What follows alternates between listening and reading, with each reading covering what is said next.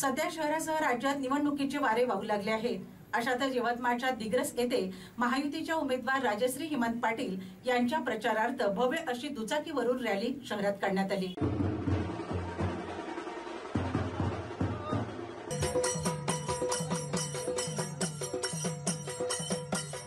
यवतमाळ वाशिम लोकसभा मतदारसंघाला जो एक मागास मतदारसंघ म्हणून लागलेला शिक्का आहे, तो शिक्का पुसण्यासाठी या भागाची लेक म्हणून मी काम करणार आहे। कारण आपलं माहेर संपन्न असावं हीच प्रत्येक मुलीची इच्छा असते।